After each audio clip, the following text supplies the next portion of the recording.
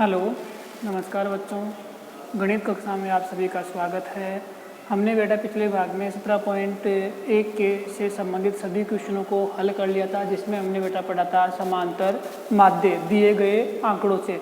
आज हम बात करेंगे बेटा असंतत बारंबारता सारणी से माध्य कैसे ज्ञात किया जाता है। असंतत का मतलब होता है बेटा लगातार न होना, संतत का मतलब होता है बेटा लगातार। ठीक है, लगातार मतलब आपके पास जो चर मान आएंगे वो बेटा लगातार नहीं आएंगे, या उनके जो बिटवीन अंतराल है वो क्या रहेगा बेटा, उनका अलग अलग रहेगा। उसके अनुसार ही बेटा वहाँ पर हमें उन चर मानों की क्या मिलेगी बेटा, बारंबारता मिलेगी। बारंबारता के आधार पर हम जो चरमान है और बारंबारता है उनकी सहायता से हम बेटा क्या ज्ञात करेंगे, समांतर माध्य या माध्य ज्ञात करेंगे। ठीक है, तो उसके लिए बेटा यहाँ पर आप थोड़ा समझें क्या होता है। सारणी आपके पास दिया होगा, वो होगा बेटा एक्स आई और एफ आई।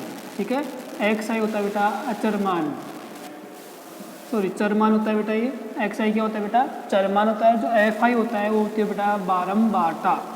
क्या होती है, बारंबारता। ठीक है, उसको हम एफ से लिखते हैं बेटा, फ्रीक्वेंसी उसके अनुसार लिखते हैं बेटा। तो यहाँ पर आपके पास एक्स और एफ मिलेगा। यदि आपको इसका माध्य ज्ञात करना है, कौन सी सारणी रहेगी बेटा, ये असंतत बारंबारता।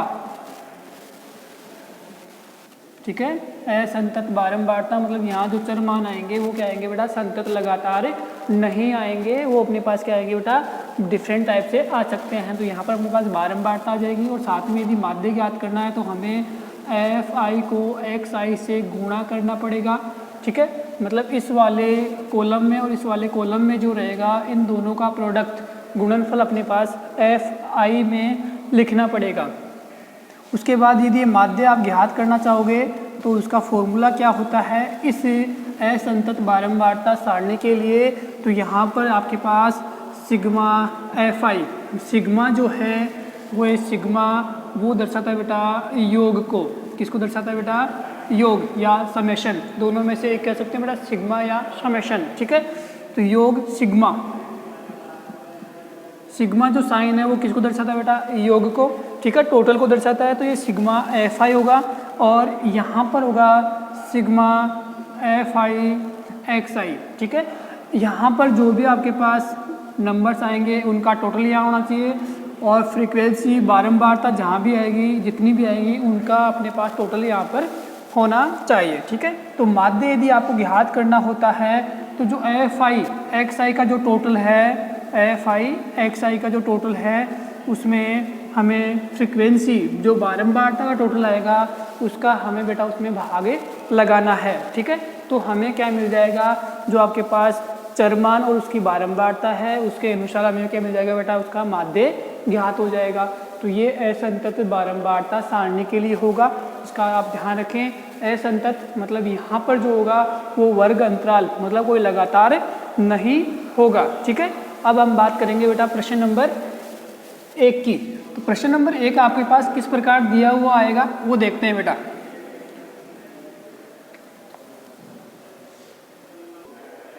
हम बात करते हैं बेटा प्रश्न नंबर 1 की। प्रश्न नंबर 1 से पहले आपको एक हिंदी लैंग्वेज में बेटा कुछ लिखा हुआ है, निम्न बारंबारता बंटन का माध्य ज्ञात कीजिए। रो भी है बेटा क्वेश्चन नंबर 1 से 4 तक। तो आज हम इस वीडियो में क्वेश्चन 1 से 4 तक ही पढ़ेंगे बेटा। ठीक है, तो इसका आप ध्यान रखें। तो प्रश्न नंबर 1 देखें बेटा, यहाँ क्या है बेटा, एक्स आपको दे रखा है 3, 5, 8 और 11। ठीक है, और एफ जो है बारंबारता जो है वो क्या दे रखी है बेटा, 2, 4, 5 और 3। जो बारंबारता होती है वो क्या होती है, और जो चरमान के होते हैं वो क्या होता है बेटा। मतलब इसका ये है कि हमने जो पिछले भाग में पढ़ा था, प्रश्न नंबर 1 भी आपके पास कुछ था या 2, जिसमें आपको बिखरे हुए कुछ अंक दे रखे थे, उनके माध्यम से हमने क्या बना दी बेटा, यहाँ पर सारणी बना दी। वो बिखरे हुए थे और यहाँ पर हमने उसको एक सारणी का रूप दे दिया है कि वहाँ पर जो 3 नंबर था वो कितने टाइम था बेटा, 2 टाइम था। ठीक है, मतलब 3 जो नंबर है वो 2 टाइम रिपीट हो रहा है। जो 5 है वो 4 टाइम रिपीट हो रहा था, 8 है वो 5 टाइम रिपीट हुआ, और 11 है वो 3 टाइम रिपीट हुआ। तो ये कहलाती है बेटा फ्रीक्वेंसी। मतलब 3 2 बार आया गया, 5 4 बार आया था, 8 5 बार आया था और 11 3 बार आया था। ये हमने बेटा पिछली कक्षाओं में देख चुके हैं कि हम आंकड़ों से सारणी कैसे बना सकते हैं, बंटन। अब बात करते हैं इसके माध्य की। तो माध्य कैसे ज्ञात करेंगे वो देखते हैं बेटा।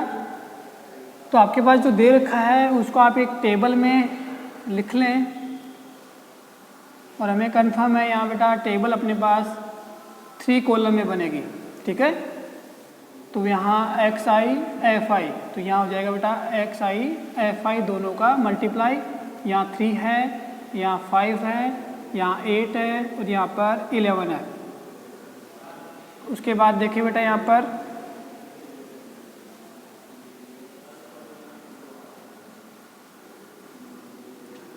एफ आई का मान कितना बेटा 2, 4, 5 और 3।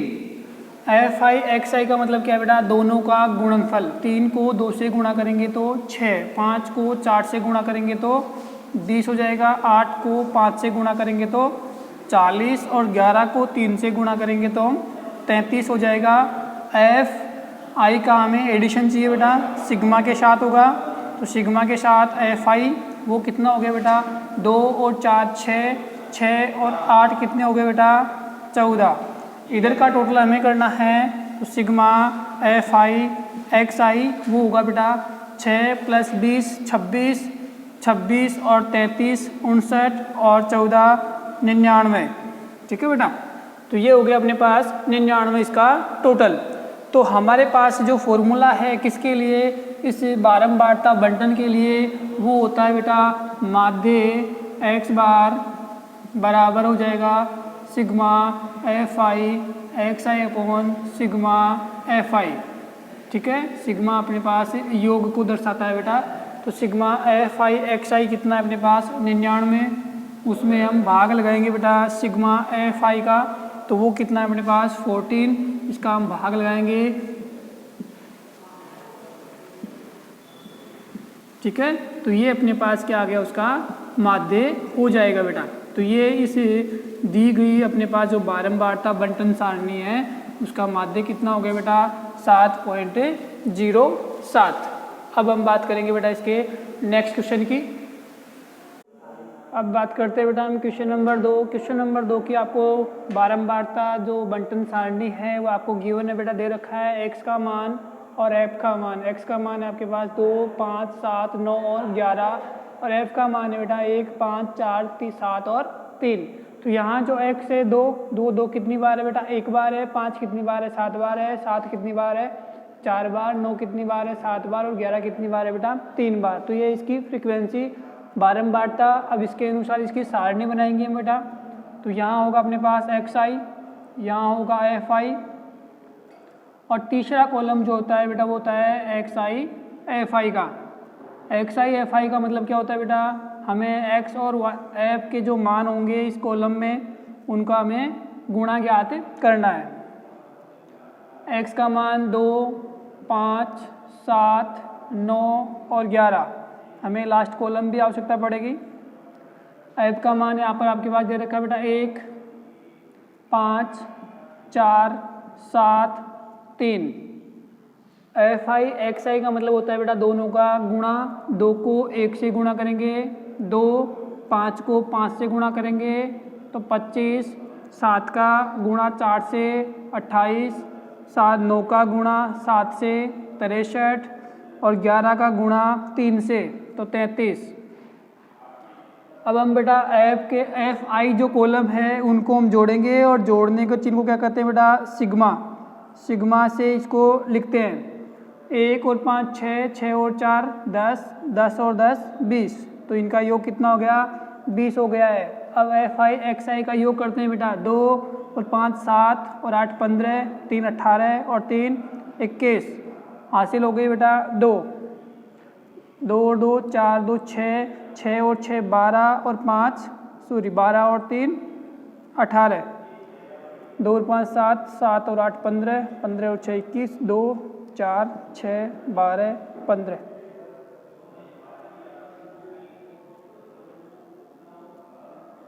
हो गए बेटा।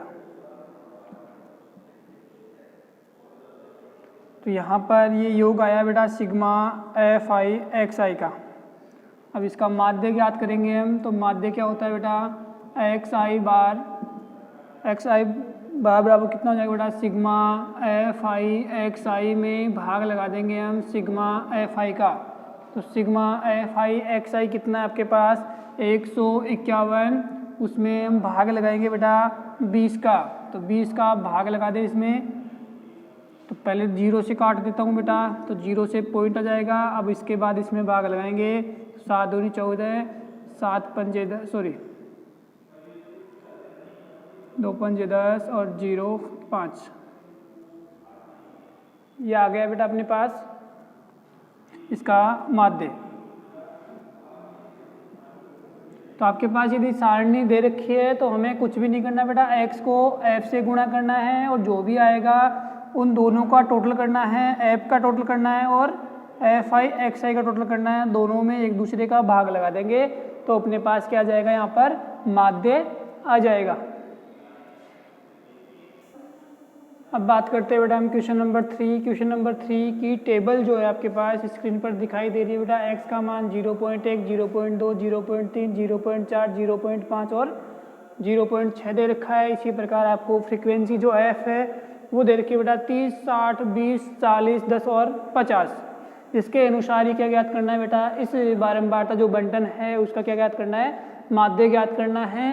तो हल जो आपके पास टेबल बनी हुई है उस प्रकार टेबल आप खड़ी बना लेंगे vertical. X I F I और एफ आई एक्स आई।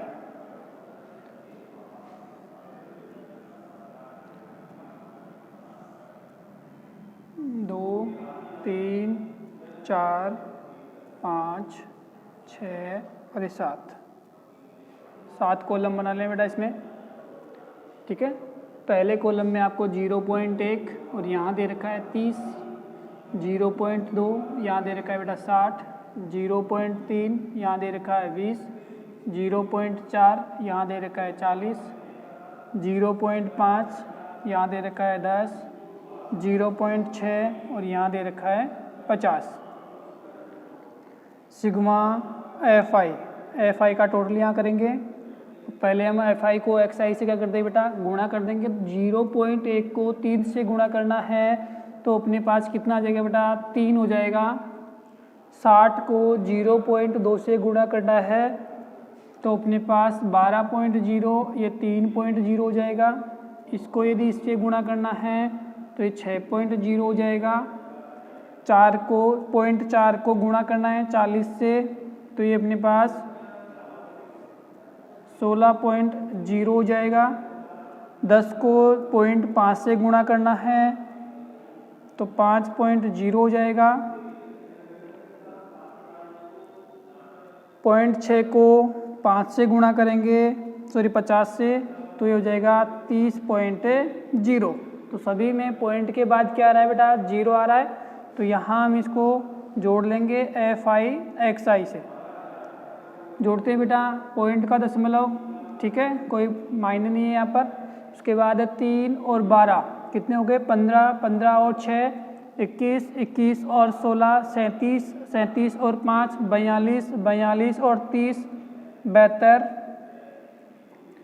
अब बात करते हैं एफ आई का। एफ आई का टोटल देखो बेटा 0 0 0, इधर का पार्ट 0 है, इधर का है 3 और 6 9, 9 और 2 11, 11 और 4 15, 16 और 21। तो ये हो गया 210 और इधर हो गया बेटा 72। तो हमें क्या ज्ञात करना है इसका माध्य। तो माध्य क्या होता है बेटा इसका, एक्स बार वो होता है सिग्मा एफ आई एक्स आई बटे में सिग्मा एफ आई का भाग लगा देंगे। तो यहाँ पर अपने पास कितना आया, 72 आ गया और यहाँ पर आ गया अपने पास 210। 210 का हमें 72 में भाग लगाना है तो 0 पॉइंट, क्योंकि इसमें जाएगा नहीं, अब जाएगा बेटा इसमें 3 बार 21 3 63, घटाया तो कितना बच गया बेटा 90, 90 में फिर से 0, ये 4 बार 840, फिर बच गया अपने पास 60, तो 21 2। तो ये आपके पास क्या आ गया बेटा इसका माध्य। ठीक है। तो गणना आप ठीक से करेंगे तो अपने पास आंसर भी बेटा ठीक से आ जाएगा। अब बात करेंगे हम क्वेश्चन नंबर 4 की। अब बात करते हैं बेटा हम क्वेश्चन नंबर 4। क्वेश्चन नंबर 4 की आपको बारंबारता बंटन सारणी दिखाई दे रही है बेटा। x का मान 0.1, 0.3, 0.5, 0.7 और 0.89 और f का मान जो है 7, 8, 10, 15 और 10 दिया गया है। इसको हम उसी प्रकार हल करेंगे जिस प्रकार करते आ रहे हैं बेटा। तो xi, fi, इसके लिए अपने पास 3 कॉलम होंगे बेटा। fi xi का अलग से हो जाएगा, वहाँ पर हम x और f को मल्टीप्लाई करके लिख देंगे बेटा। तो 0.1 के साथ कितना है बेटा 7 टाइम है, 0.3 है 8 टाइम, 0.5 है 10 टाइम, 0.7 है 15 टाइम, 0.89 है 10 टाइम और यहाँ पर इसकी गणना हो जाएगी बेटा, कैलकुलेशन हो जाएगी यहाँ पर। अब बात करते हैं बेटा x और f के मान हो चुके हैं तो अपने पास fi xi को गुणा करना है। 0.1 को 7 से गुणा करूँगा तो 0.7 आ जाएगा। 0.3 को 8 से गुणा करेंगे तो 8 या 24 मतलब 2.4 हो जाएगा बेटा। 0.5 को मैं 10 से गुणा करना चाहूँ तो 10 पंजे 50, तो 50 के लिए क्या हो जाएगा बेटा 0.5। 15 को 0.7 से गुणा करना चाहूँगा, 15 7 105 तो 10.5 हो जाएगा। और 10 को यदि मैं 0.89 से गुणा करना चाहूँगा तो ये 8.9 हो जाएगा। अब बात करते हैं हम सिग्मा fi का टोटल और यहाँ सिग्मा fi xi का टोटल। इसका टोटल करते हैं बेटा 7 और 8 15, 15 और 15 30 और 20 50। इसका जोड़ते हैं हम 7 और 4 11, 11 और 5 16, 16 और 9 25। हासिल कितनी हो गई बेटा 2, 2 और 2 4, 4 और 5 9, 9 और 10 19, 19 और 8 27। तो ये हो गया 27.5 इनका टोटल। अब इसमें क्या निकालना है बेटा हमें माध्य। तो माध्य बराबर क्या होता है x बार बराबर सिग्मा fi xi में सिग्मा fi का डिवाइड कर देंगे बेटा, भाग लगा देंगे, ठीक है। तो भाग लगाते हैं हम तो कितना हो जाएगा बेटा यहाँ पर 27.5 में भाग लगाएंगे 50 का।